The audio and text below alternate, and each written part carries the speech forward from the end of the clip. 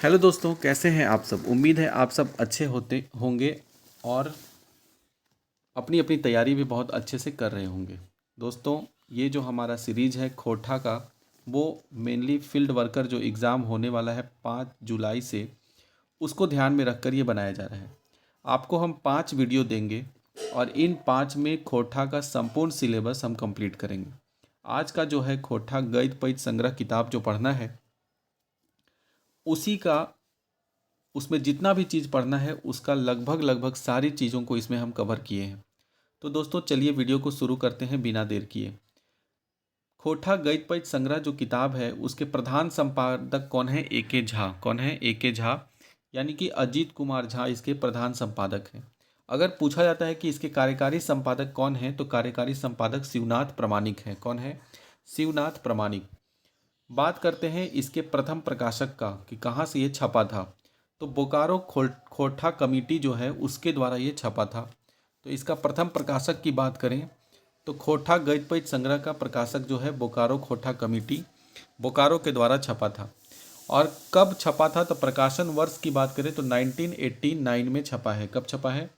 तो 1989 में इसका प्रथम प्रकाशन है। खोटा गद्य पद्य संग्रह का प्रथम प्रकाशन 1989 बोकारो खोटा कमेटी बोकारो से। द्वितीय प्रकाशन 2020 में हुआ है दोस्तों, और पृथ्वी प्रकाशन के द्वारा इसका हुआ है। ज़्यादातर देखिएगा कि द्वितीय प्रकाशन जब भी आप याद कीजिएगा तो वो ज़्यादातर पृथ्वी प्रकाशन ही होगा, ज़्यादातर किताबों का। तो पृथ्वी प्रकाशन के द्वारा यह प्रकाशित हुआ है खोटा गद्य पद्य संग्रह 2020 में दूसरी बार। इसमें कुछ कहानियाँ हम लोगों को जो पढ़ना है, सिलेबस के अनुसार हमें कहानी पढ़ना है, एकांकी पढ़ना है, नाटक पढ़ना है, ये सब पढ़ना है। तो इसमें जो हम लोगों को नाटक कहानी पढ़ना है वो है मांझो। मांझो कहानी भुवनेश्वर साहू का लिखा हुआ है। अभी डिटेल में भी हम लोग एक एक कहानी को इसमें डील करेंगे और बहुत ही कम समय में आपका पूरा सिलेबस कवर हो जाएगा। तो मांझो कहानी जो है वो भुवनेश्वर साहू का लिखा हुआ है। धर्म करम कहानी पढ़ना है, दिनेश कुमार दीनमणि का है ये। धर्म करम किसका लिखा हुआ है? दिनेश कुमार दीनमणि। सोंध माटिक टान, ये बी.एन. ओहदार, जिसको भोगनाथ ओहदार के नाम से भी जानते हैं, तो बी.एन. ओहदार का ये लिखा हुआ है। उसके बाद अगला है चासा। चासा जो है कहानी वो बंसी लाल बंसी का लिखा हुआ है। चलिए अब एक एक कहानी की तरफ हम लोग चलते हैं। तो इसमें सबसे पहले हम लोग देखें दोस्तों ए.के. झा के बारे में। ए.के. झा जो है, उनका पूरा नाम क्या है? अजीत कुमार झा, जो कि खोटा गद्य पद्य संग्रह के प्रधान संपादक हैं। उपनाम इनका झारपात के नाम से ये जाने जाते हैं और इनको वेदर वाइज भी कहते हैं। बहुत बड़े वैज्ञानिक थे, मौसम विज्ञानी। ये भी पूछा जाता है किस प्रकार के विज्ञानी थे? मौसम विज्ञानी। तो झारपात यानी कि वेदर वाइज और झारपात के नाम से ये जाने जाते हैं। इनके पिता का नाम था लक्ष्मी नारायण झा। क्या नाम था? लक्ष्मी नारायण झा। माता का नाम हलै कुसुम बाला झा। माता का नाम की हलै? तो कुसुम बाला झा। जन्म 20 जून 1939 को। इनका जन्म कब हुआ है? 20 जून 1939, और 29 सितंबर 2013 को ये दुनिया छोड़ के चले गए। जन्म स्थान की बात करें तो चांदीपुर कसमार बोकारो इससे है। याद रख सकते हैं आप ए.के. झा। झा से झापड़ याद रखिए। तो याद रखना है कि ए.के. झा एक झापड़ कसके मार, यानी कसमार। ठीक है, तो ए.के. झापड़ कसके मार, और जब मारती है लड़की तो चंडी बन जाती है, यानी चंडीपुर कसमार का है ये इनका जन्म, और ये बोकारो में पड़ता है। वर्तमान पता अभी देखेंगे तो ये पेटरवार बोकारो में रहते हैं। आगे बात करते हैं दोस्तों नौकरी करने की बात। तो नौकरी ये किए थे पतरातू थर्मल पावर स्टेशन में। कहाँ काम किए थे? पतरातू थर्मल में। एक यही व्यक्ति हैं जिनका आप पतरातू थर्मल में देखेंगे। बाकी सब Bokaro steel city, steel plant, इसी में काम करते हुए आपको नजर आएंगे। तो Patratu thermal power station PTPS Ramgarh जो है, वहाँ पर ये काम किए हैं। इनकी शिक्षा की बात करें दोस्तों तो ये बीएससी तक पढ़ाई किए हैं। कहाँ तक? बीएससी तक। और ये बहुत बड़े वैज्ञानिक भी थे, ये आप जान रहे हैं। अगर इनकी बात करें तो इनको डॉक्टरेट की उपाधि प्राप्त है। इनके बारे में कुछ एडिशनल और देते हैं तो इनको डॉक्टरेट की उपाधि प्राप्त है। श्रीनिवास पानुरी सम्मान भी इनको मिल चुका है और सपूत सम्मान भी मिला है। ठीक है, इनकी 2 पुस्तकें बहुत ही फेमस है। एक है खोटा काठे पैदे खंडी, जो 1984 में पहली बार छपा था। पैदे खंडी याद रखना है, 1984 में पहली बार छपा था और फिर 2012 में छपा था। और दूसरी किताब बना है खोठा काठे गैदे खंडी, ये 1983 में और 2014 में फिर छपा। अगर इसके संपादन की बात करें तो यह तितकी पत्रिका का संपादन इन्होंने किया था 1983 से 87 तक। अलग अलग समय पे तितकी पत्रिका के अलग अलग संपादक रह चुके हैं, जिनमें से ए.के. झा भी रहे हैं। वो तितकी पत्रिका 1983 से 87 तक जो है वो चलाए थे। अगर इनके सम्मान की बात करें तो डॉक्टरेट की उपाधि मिला है, और डॉक्टरेट इनको उपाधि मिला था, इनका सिद्धांत था एक जो 1997 में इन्होंने दिया था। कब दिया था? 1997 में, 1997 में एक सिद्धांत दिए। उस सिद्धांत का नाम था धरा गगन सिद्धांत। मौसम के ऊपर एक सिद्धांत था जिसका नाम था धरा गगन सिद्धांत, और इसी के लिए इनको डॉक्टरेट की उपाधि दिया गया। इनको खोठा रत्न भी मिला है, खोठा सपूत भी मिला है, खोठा अखरा रत्न भी मिला है, कवि व्यथित सम्मान भी मिला है। निरंजन महतो ने ए.के. झा के ऊपर पीएचडी किया है। तो ये भी क्वेश्चन पूछा जाता है कि कौन सा व्यक्ति है जिन्होंने ए.के. झा के ऊपर पीएचडी किया है, तो बोलेंगे निरंजन महतो। ठीक है। महेंद्र नाथ गोस्वामी जी जो थे वो ए.के. झा को खोठा धारेक मुंधी खूंटा कहा है, मुंधी खूंटा। तो खोठा घारेक मुंधी खूंटा किसने कहा है? तो महेंद्र नाथ गोस्वामी ने। याद रखना है दोस्तों कि 1975 से लेकर के 2000 तक का जो समय है, ये 25 साल, वो ए.के. झा का काल कहा जाता है। 1975 से 2000 तक का समय। कौन सा सिद्धांत दिए थे? धरा गगन सिद्धांत दिए थे 1997 में, बहुत महत्वपूर्ण है। अब इसके बाद हम लोग देखते हैं हमारे दूसरे जो प्रधान संपादक थे वो थे शिवनाथ प्रामाणिक। कौन थे दोस्तों? शिवनाथ प्रामाणिक। शिवनाथ प्रामाणिक का उपनाम मानिक भी है और साहित्यिक उपनाम इनका मानिक है। 13 फरवरी 1949 को इनका जन्म हुआ था और बैदमारा बोकारो में इनका जन्म हुआ था। कहाँ हुआ था? बैदमारा बोकारो में इनका शिवनाथ प्रामाणिक का जन्म हुआ। अगर बात करें इनके पिताजी का, तो इनका पिताजी का नाम था मुरलीधर प्रामाणिक। क्या नाम था? मुरलीधर प्रामाणिक इनके पिताजी का नाम था। और इनकी माता का नाम देखेंगे तिनकी देवी। माता का नाम क्या था? तिनकी देवी। बैदमारा बोकारो में इनका जन्म हुआ है दोस्तों। आज का इनका वर्तमान पता की अगर हम बात करें तो खोठा कुटीर, रानी पोखरा, बोकारो इस्पात नगर जो है वहाँ पर इनका है। मुरलीधर प्रामाणिक माता पिताजी का नाम है और माता का नाम तिनकी देवी है। इनकी शिक्षा बात करें तो स्नातक तक ये पढ़ाई किए, ग्रेजुएशन किए हैं, और स्नातक इन्होंने पत्रकारिता में किया था। किस में किया है? पत्रकारिता में। तो पत्रकारिता में स्नातक तक पढ़ाई किए। सम्मान की अगर बात करें तो काव्य भूषण सम्मान जो है इनको मिला है जमशेदपुर से, और झारखंड सरकार ने सर्वश्रेष्ठ साहित्यकार का पुरस्कार भी 2008 में इनको दिया है शिवनाथ प्रामाणिक को। झारखंड हिंदी साहित्य मंच के तरफ से रांची 2018 में इनको सम्मानित किया गया था। इनकी बहुत फेमस एक किताब है दामुद्रिक कोराएं। प्रकाशन इसका 1986 में हुआ है। ठीक है। और इस प्रकार से हम लोगों को इनकी कहानी भी पढ़नी है। तो अगर देखें तो साहित्यिक सांस्कृतिक पहचान, ये कवि रह चुके हैं, गद्यकार है, गीतकार है, गायक है, नर्तक है, झारखंडी संस्कृत के मर्मज्ञ है। वीडियो थोड़ा लेंदी हो सकता है दोस्तों, लेकिन खोठा गद्य पद्य संग्रह किताब पूरा कवर करे हैं इसमें। अगला देखते हैं हम लोग भुवनेश्वर साहू। मांझो कहानी जो है इन्हीं के द्वारा लिखा गया है, भुवनेश्वर साहू। 8 जनवरी 1959 में इनका जन्म हुआ। संकुल पतरातू, संकुल एक जगह है पतरातू में, तो संकुल पतरातू में इनका जन्म हुआ है। कब हुआ है? तो 8 जनवरी 1959 को संकुल पतरातू। इनके पिता का नाम, भुवनेश्वर साहू के पिता का नाम किशन साहू है। ठीक है। इनके पिता का नाम क्या है? किशन साहू। बात करेंगे भुवनेश्वर साहू जो है उन्होंने मांझो कहानी के लेखक के है पूछल जाएगा, तो मांझो कहानी का लेखक भुवनेश्वर साहू है। ठीक है। तो यहाँ से कुछ कहानी इनका जो है वो हम लोग समझेंगे। मांझो कहानी कौन किताबें इंजराइल है? इंजराइल का मतलब लिखल है। तो खोठा गद्य पद्य संग्रह का यह कहानी है मांझो। मांझो कौन रकमे पाठ लागे, किस प्रकार की यह है? तो यह कहानी है। भुवनेश्वर जी के जन्म 8 जनवरी 1959 को साकुल बस्ती पतरातू रामगढ़ में हुआ है। भुवनेश्वर साहू जी के बापे का नाम रामकिशुन साहू। रामकिशुन साहू एक किसान थे। ठीक है। और भुवनेश्वर साहू एमए कौन विषय से में करलथिन? तो यह खोठा विषय से एमए किए। जिक आइन कहनी है, भुवनेश्वर साहू जी का ऐन कहानी और दूसरी कौन और कहानी लिखे हैं तो यह संतोष, जिसको संतोष है, और कुलदीपा, ये दो कहानियाँ इन्होंने लिखा है। भुवनेश्वर साहू जी कविता है, कौन कौन कविता भी लिखे हैं तो ये दिए कहीं लई ले लई, एगो पारिख नौगो छोरा, यह दो इनकी कविताएं हैं। मांझो कहानी का नायक जो होता है वो विनोद होता है दोस्तों, और जिसकी शादी मांझो नाम की एक लड़की जो कि इस कहानी की नायिका है उससे तय होती है। रात का समय है सुनसान, और उस समय झिंगुर की आवाज़ जो है वो सुनाई देता है। झाए झाए के कराहत, तो कुकुर जो है वो झाए झाए इसमें करता हुआ बताया गया है।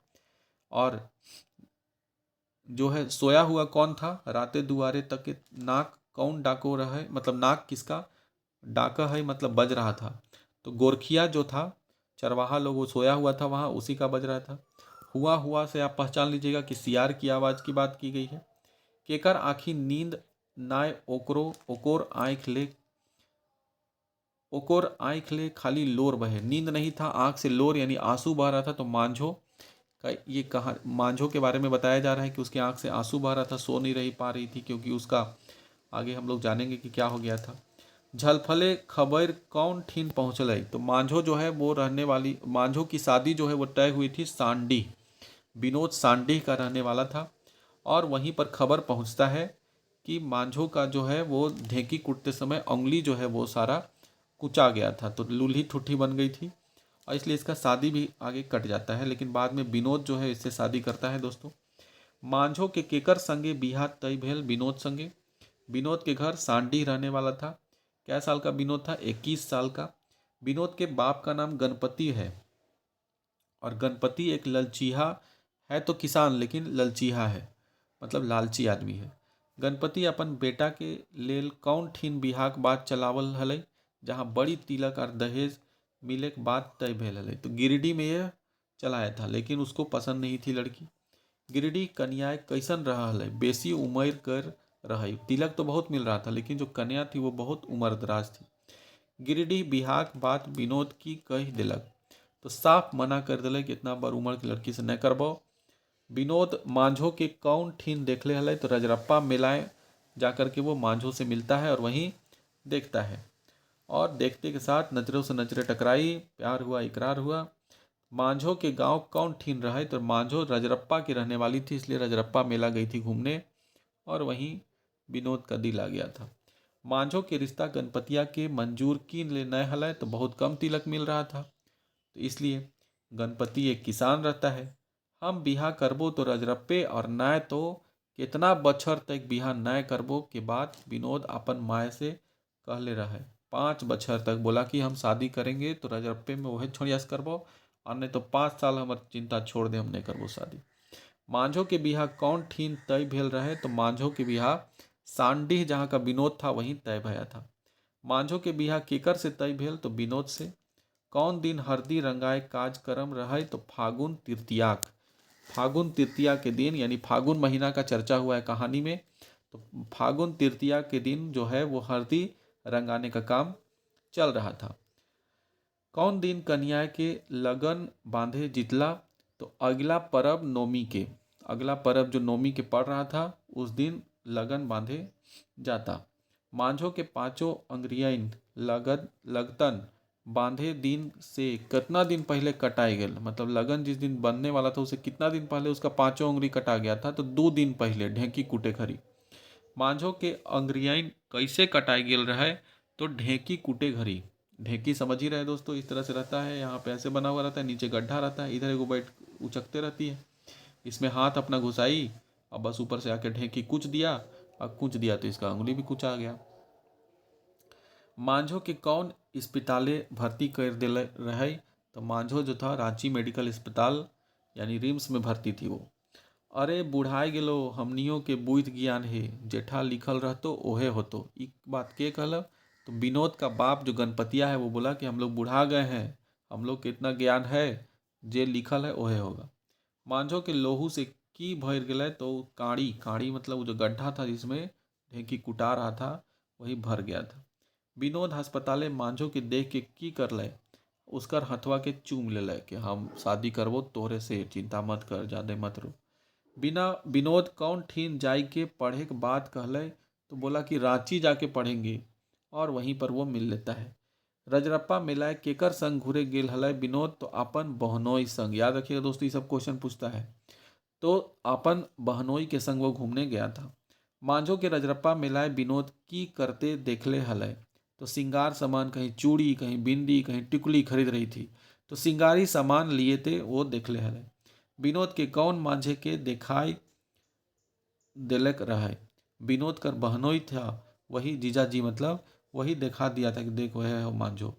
मांझो केकर संगे मिलाए घूरे गेलय, तो विनोद कर बहिन और बेटा छुआ संगे, विनोद के बहिन के दोस्त थी वो। मांझो उस समय कितना साल की थी, तो मांझो 18 वर्ष की थी। मांझो संगे कौन ढेकी कुटहल, तो मांझो के भौजी वही ढेकी कूट रही थी। अब तो हमर बिहार नइये होतक, ई बात केकर मने मन कहल रहे, तो शादी होने वाला था मांझो के, इसलिए उसी के मन में बैठ गया था कि मेरा शादी तो अब नहीं होगा।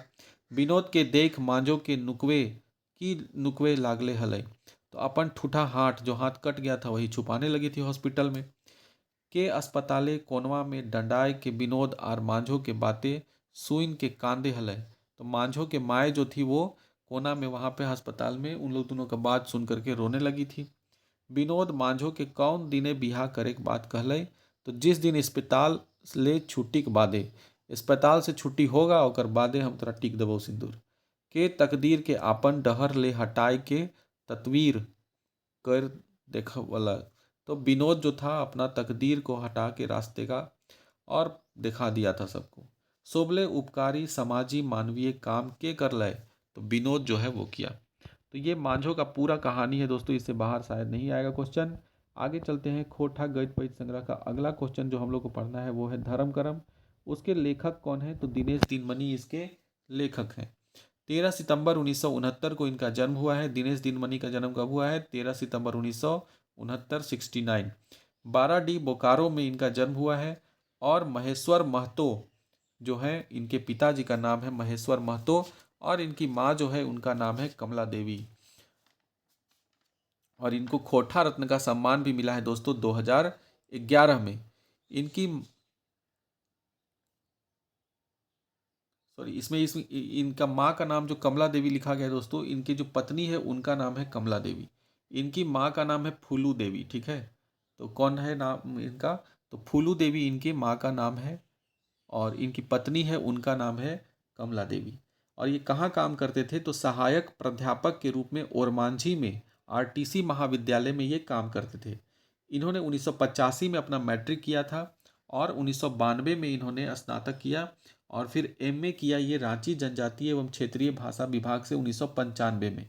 2003 में ये फिर विनोबा भावे यूनिवर्सिटी VBU हजारीबाग में हिंदी में एमए की पढ़ाई इन्होंने की, ठीक है।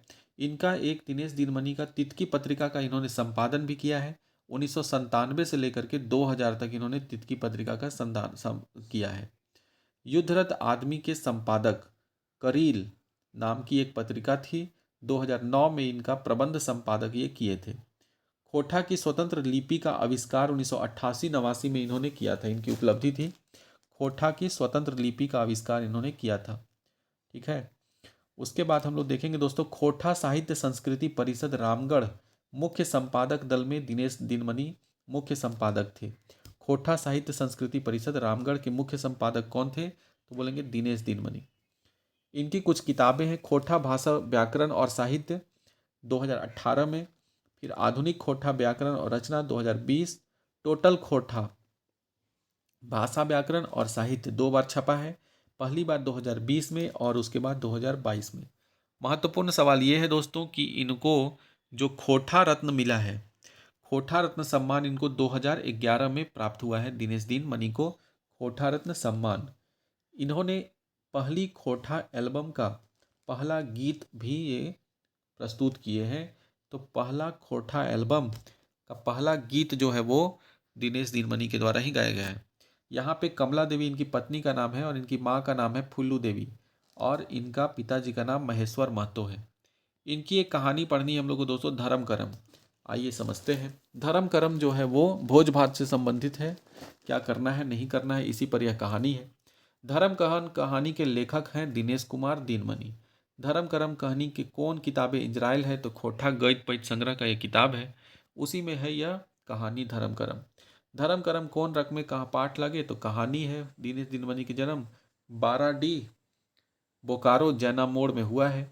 दिनेश कुमार दीनमणि जी के बापे का नाम है महेश्वर महतो और इनकी माँ का नाम फूली देवी, याद रखना है, फूलू देवी हम बार बार बोल रहे हैं। महेश्वर महतो के रहे तो स्कूल मास्टर थे वो। महेश्वर महतो के संगे कौ हला तो एके झा जो है महेश्वर महतो के समय के आदमी थे, उन्हीं के साथ थे। काव्यकर के संगे संगे दिनेश कुमार दीनमणि एक क्या थे? तो वह एक चित्रकार भी थे, याद रखना है। दिनेश कुमार दीनमणि काव्य रचना तो करते ही थे, साथ में पेंटर भी थे, वो चित्रकार भी थे। उन्होंने खोटा भाषा साहित्य और कौन सा भाषा के ज्ञान है? तो हिंदी का ज्ञान था। धर्म करम कहानिये कौन माह के उखरावल गेल है? तो धर्म करम कहानी में किस माह की चर्चा की गई है? तो फागुन महीना का चर्चा किया गया है। अग्नु बोरा पटिया कौन ठीन बिरछाई राखल हलई? तो अग्नु जो है अपना बोरा पटिया बिछा के कुल्ही पिंडाए जो है वो बिछाया था। अग्नु गाँव के लोग के की दिले? तो बीड़ी माचिस दिया था पीने उने के लिए। अग्नु बापे का नाम रहे सोमर महतो, अग्नु के पिता का नाम सोमर महतो। अग्नु आजा का नाम क्या था? मतलब दादा का नाम गुजर महतो, याद रखना है। अग्नु जो है इस गांव का एक किसान है और वो गरीब आदमी है बेचारा। उसके पापा का नाम था सोमर महतो और यही अग्नु इस कहानी का नायक भी है। अग्नु के आजा का नाम गुजर महतो रहे। गांव के लोग अग्नु दुआरी की ले आयल रहे।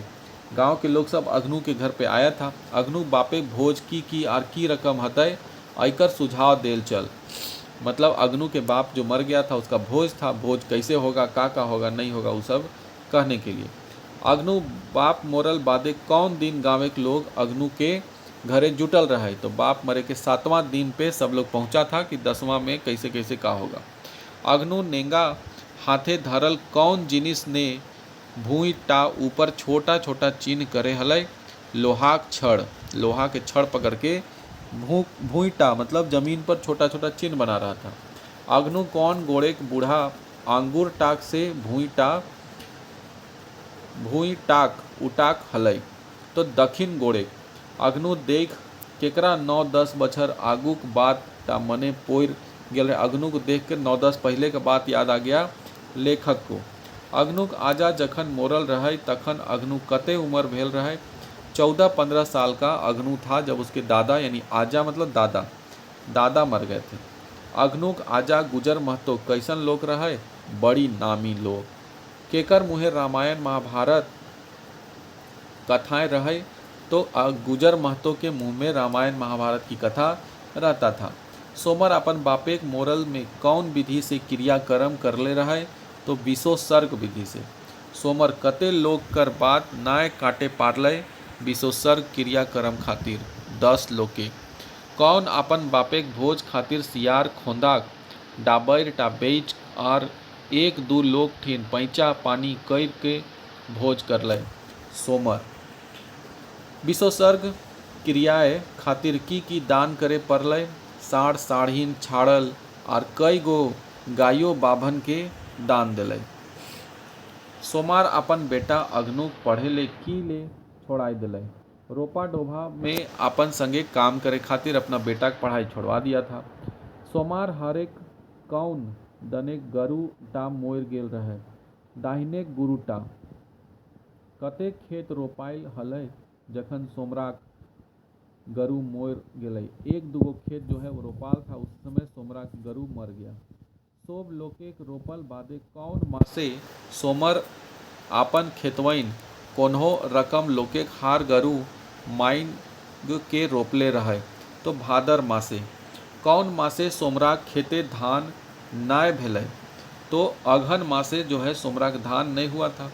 सोमर के की बेच कर ऋण गुला शोधलय? मतलब ऋण चुकाया अपना खेत बेच के। खोई खोई कौन आस पासे के लोग के सड़वते रहतलय? सोमर जो है खों खों के आस पास के लोगों को सड़वते मतलब यहाँ पे परेशान रहता था।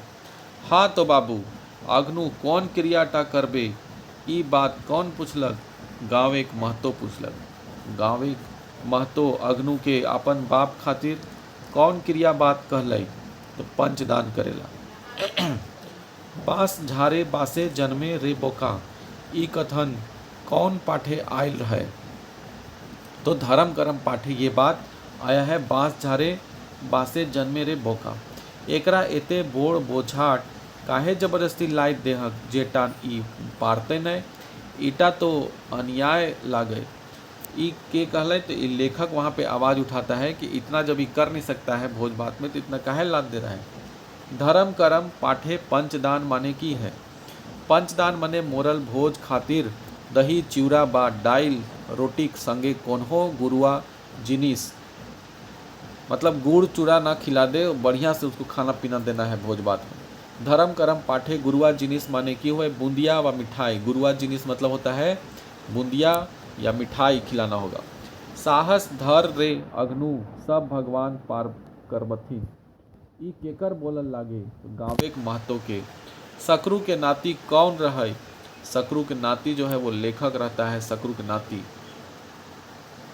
कौन काइन काइन कहे लागल, तोय मोरल नाय बेटवा के मोरल राखलही राजा हो। अग्नु के माय कहता है। अग्नु के बेटा कते बछर गिदर हलय, 2.5 बछरेक। अग्नु का बेटा जो था वो 2.5 साल का था। अग्नु अपन बेटा नाम की रखले तो रमसा या रमेश। कौन दिने अग्नु भोज रहे तो शुक्रवार दिने। अग्नु के भोज कब था तो शुक्रवार के दिन। श्राद्ध क्रिया कर्मे भेल खर्च के विरोध के करो हलय तो लेखक जो है वो करता है। खर्चा का विरोध जो है इतना हो रहा था तो वो कौन कर रहा था, लेखक कह रहा था कि इतना खर्चा करने का क्या जरूरत है, अग्नु जब इतना गरीब है नहीं सक रहा है। केकर श्राद्ध कर में अग्नु के सतवल गेल रहे। अग्नु कर बाप सोमर महतो के भोज खातिर अग्नु को इतना परेशान किया जा रहा था, ये खर्चा करना है, वो खर्चा करना है, बूंदिया खिलाना है, मिठाई खिलाना है। बूढ़ा अंगूर टाके माने पैर का अंगूठा, गोदी सबद कर माने दिमाग। गोदी सबद कर माने की है तो यहाँ दिमाग को गोदी कहा गया है। एहो सकरू अपन नतियाक तनी बुझाए, देहाक अटर पटर नाय करतो।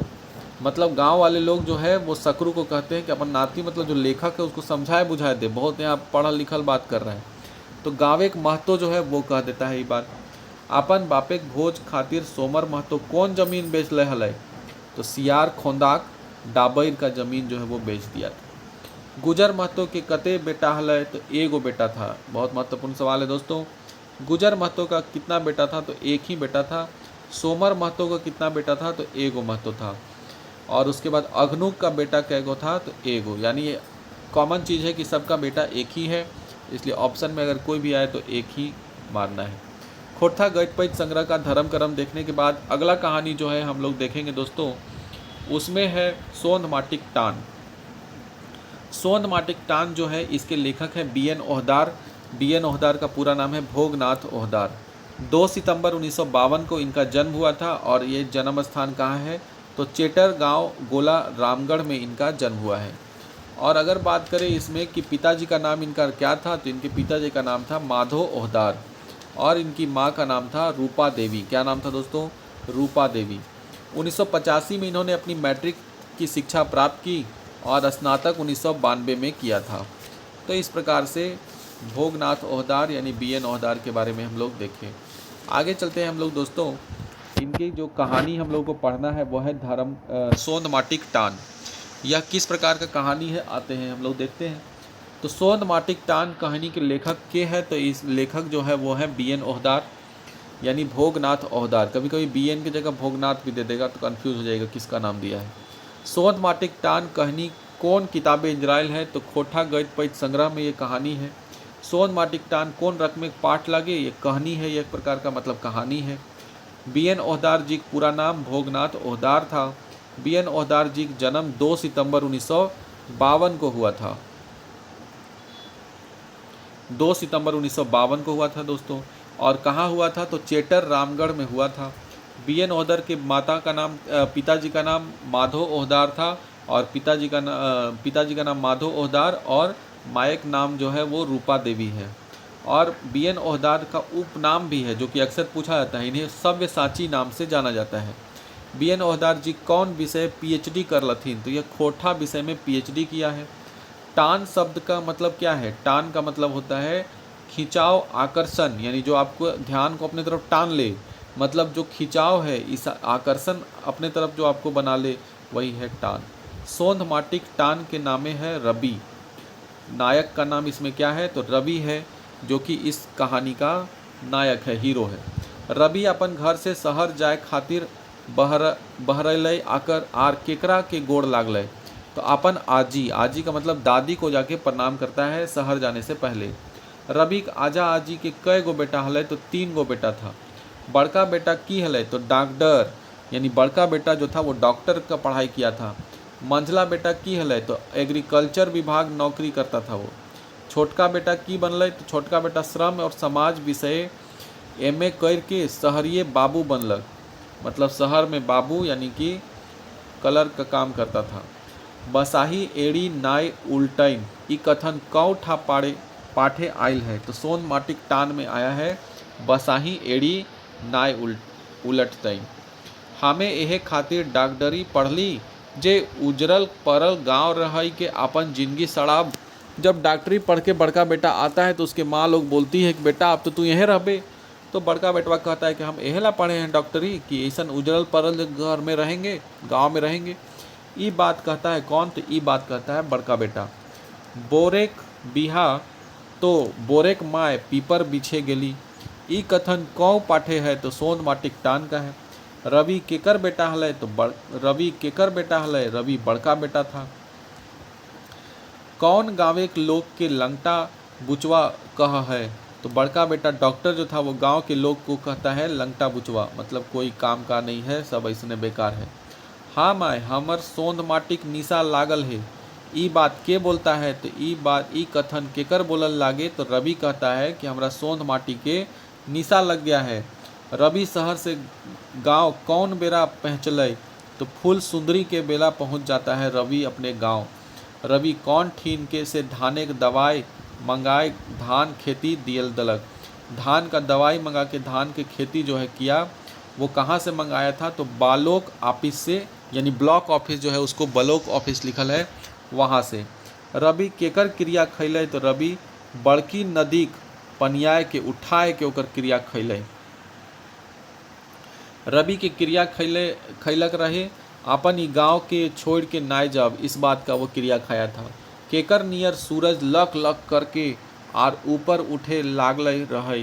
तो रकत नियन, मतलब खून के जैसा सूरज जो है वो लाल होकर के चमक रहा था। नेक्स्ट प्रश्न पे चलते हैं दोस्तों। अगला है ऑब्जेक्टिव हमारा, रवि की आँखी की चमक हलै? जीते खुशी का चमक था रवि की आंखों में। और उसके बाद फूल सुंदरी के बेरा माने सांझ के बेरा। फूल सुंदरी मतलब कब होता है? सांझ बेरा। अभी हम लोग देखें कि रवि अपने गांव कौन से बेरा पहुंचा था? तो फूल सुंदरी यानी सांझ बेरा, यानी शाम के समय पहुंचा था। रवि गाँवे की ले रहे खोजा है? तो गांव बेड़ाइल है, इसलिए नहीं रहना चाहता था। बेड़ाइल मतलब गांव बहुत बेकार है, खराब है और देहात नियन गांव है, इसलिए। शहर जो बेटा रवि माकिन फिर घूर आवे के ले जो। शहर जो बेटा रवि, लेकिन फिर घूर घूर के आवेत रह, ई के कहले? तो रवि के आजी यानी उसकी दादी जो है वो रवि के कहती है। शहर जो मतलब फिर तो गांव आ ही पड़तो। सोंध माटिक टान कहानिए कौन नदी वर्णन करल गेल है? बहुत बड़ी ये है सवाल, बहुत अच्छा है। सोंध माटी में बड़की नदी की बात कही गई है। रवि कते पढ़ल हलै? एग्रीकल्चर की पढ़ाई, डॉक्टरेट किया था रवि। बेरा डूबिया मेहमान और पानी झट से नाय जाहे, ई केकर कथन लागे? मतलब बेरा डूबिया मतलब शाम के समय में जब बेरा डूबने लगता है उस समय मेहमान आए चाहे पानी बरसने लगे, वो जल्दी नहीं जाता है, रवि के आजी कहते हैं। कौन गांव जाय के गाँवे के सेवा और खेती देखब कर बात कहले हल रहा है? तो ये रवि कहता है कि गांव का सेवा करेंगे और खेती देखेंगे। रवि सपना की देखल रहा है? आयो खूबे बीमार है। रवि सपना देखता है कि आयो जो है वह खूब बीमार है, उसकी दादी। रवि के केकर निशा लागल? तो रवि के सोंध माटी के, मतलब खेती करने का निशा लग गया उसको।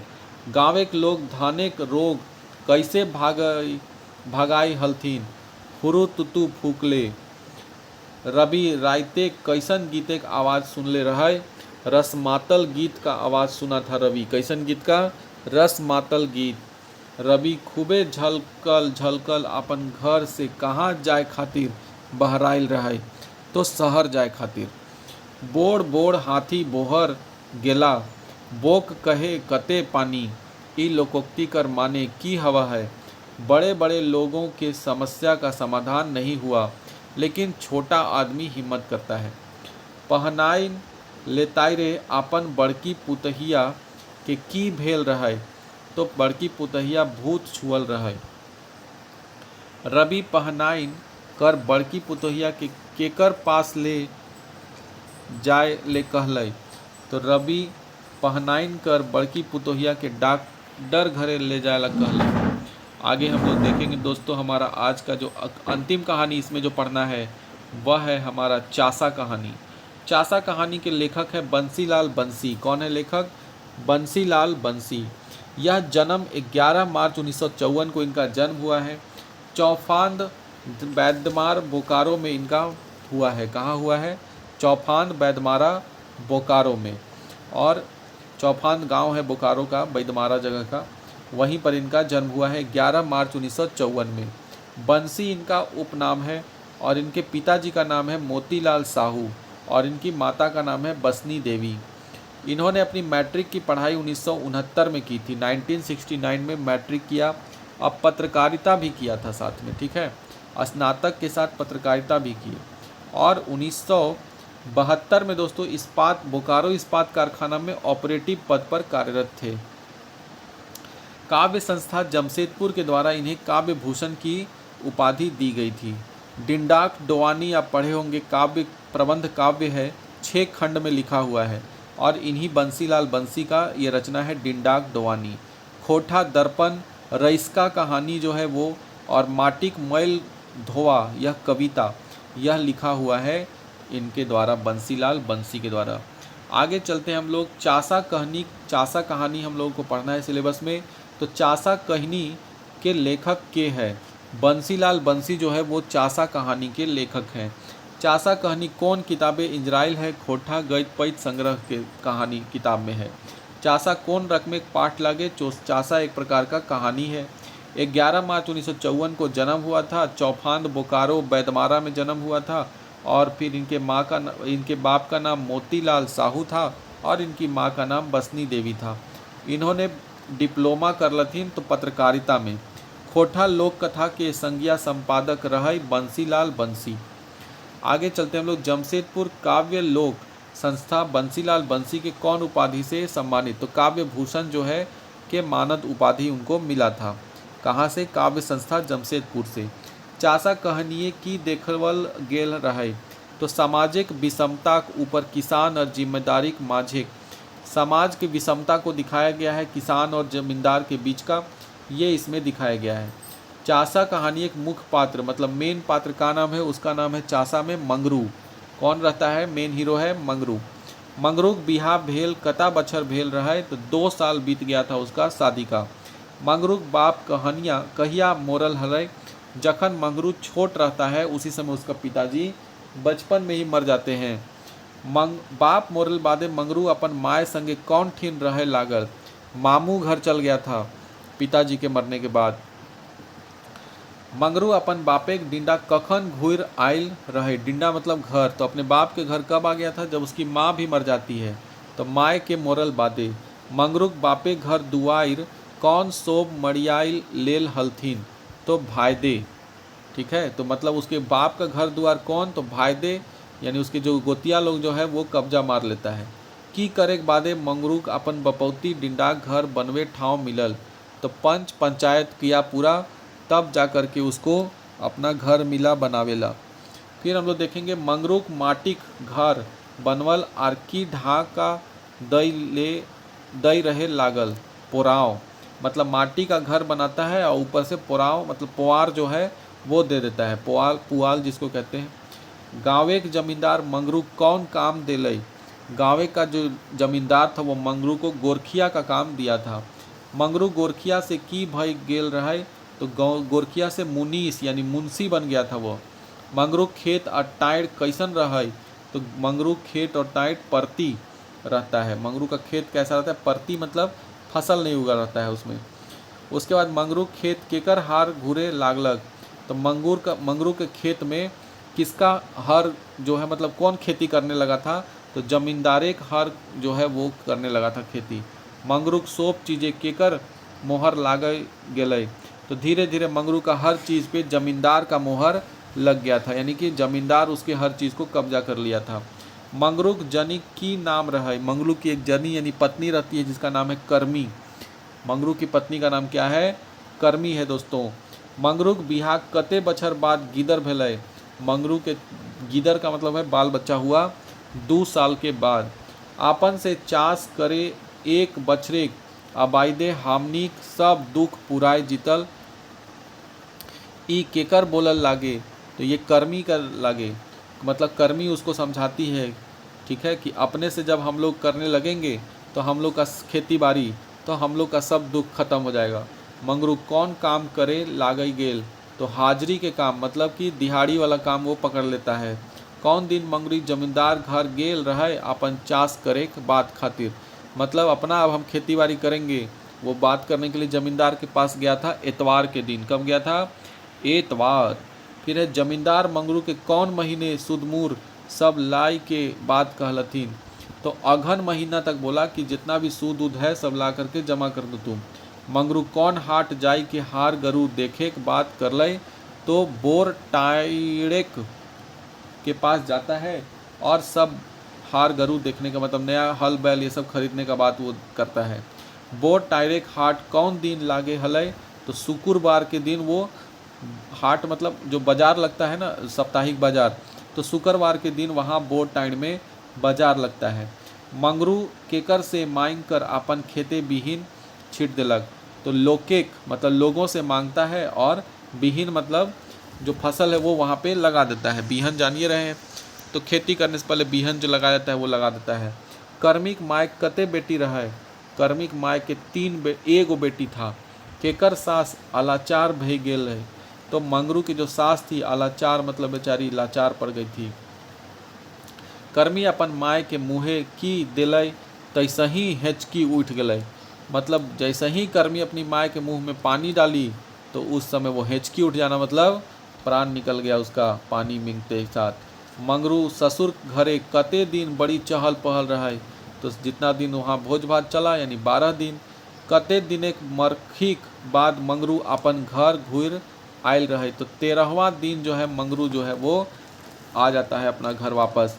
गरु किनल कर पूंजी मंगरू कहाँ खर्चा दिले, तो गरु किनने के लिए जितना भी पूंजी जमा किया था अब मंगरू वो सब अपना सास के भोज में खर्चा कर देता है।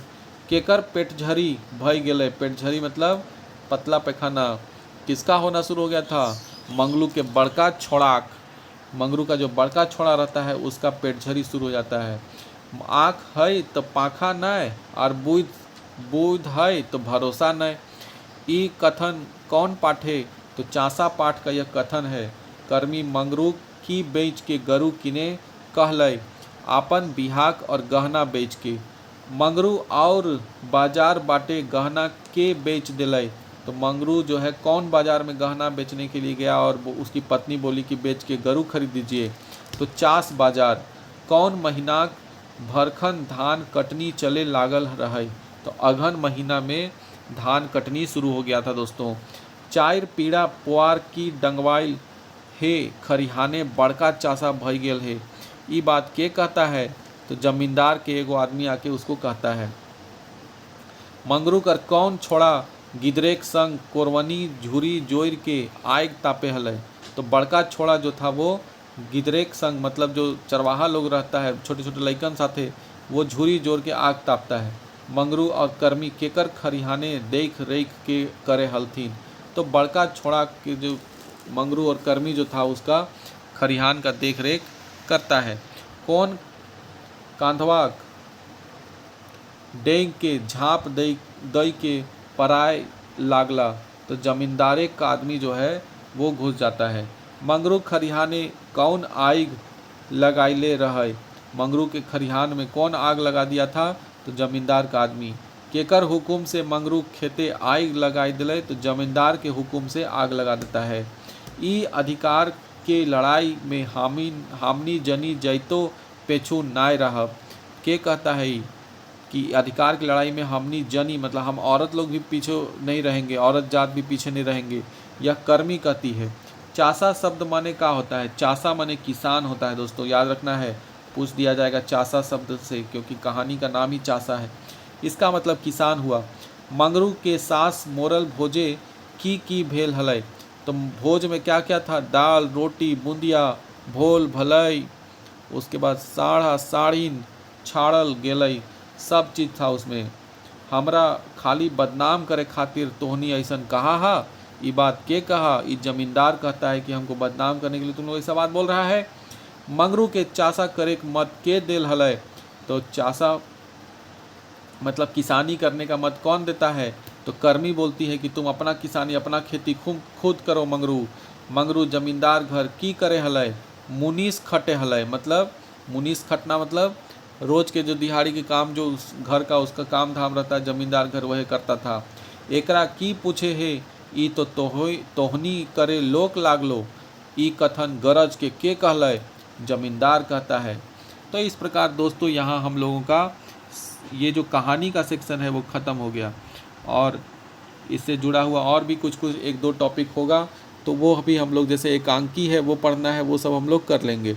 तो और फिर जीवनी पढ़ना है, वो हम लोग कर लेंगे। जैसे बड़का बुजुर्ग बिरसा, यह जीवनी एके झा का लिखा हुआ है। दार्जिलिंग गंगटोक कर यात्रा चतुर्भुज साहू का लिखा हुआ है। शेख भिखारी एक जीवनी है जो कि सुकुमार का है। डाह नाटक सुकुमार का पढ़ना है। उसके बाद एक संस्मरण भी पढ़ना है दोस्तों, दो गो। बोरवा अड्डा अखर बोर, शांति भारत ने किसको कहा था ये? तो श्रीनिवास पानुरी जी को कहते थे बोरवा अड्डा अखय बोर। तो शांति भारत का ये है। फिर उड़ गेलक फुलवा रह गेलक बाँस, या गोविंद महतो जंगली का है। तो ये सब चीज़ें हम लोग पढ़ लेंगे ताकि एक भी एग्ज़ाम में आपका छूटे नहीं। सिर्फ 5 वीडियो डालेंगे दोस्तों, और उससे खोटा का संपूर्ण सिलेबस आपका उसी में कवर हो जाएगा। वीडियो भले ही थोड़ा लंबा हो गया है, लेकिन आप देखिए इसमें पूरा बुक जो है वो कवर कर दिए हैं। तो आप इस वीडियो को ज़रूर से देखिए। अगला वीडियो बहुत जल्द आपको मिलेगा, जिसमें हम लोग दूसरी पुस्तक जो हम लोगों को पढ़ना है वो हम लोग करेंगे।